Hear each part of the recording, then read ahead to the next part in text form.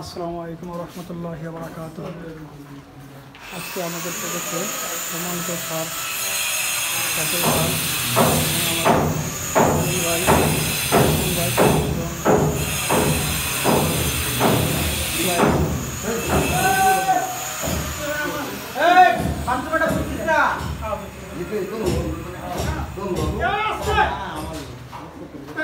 ভাই engineer Kamrul Hasan sir বাসার মালিক, সবাই আমাদের মাঝে উপস্থিত আছেন। এখানে কিচেন রুমটাকে বড় করা হলো, যার কারণে ওয়াল ভাঙা হয়েছে এবং গাঁথনি করতে হবে। এদিকে ইলেকট্রিক্যালের লোকজন গ্রুপ কাটিং এবং 3 গ্যাং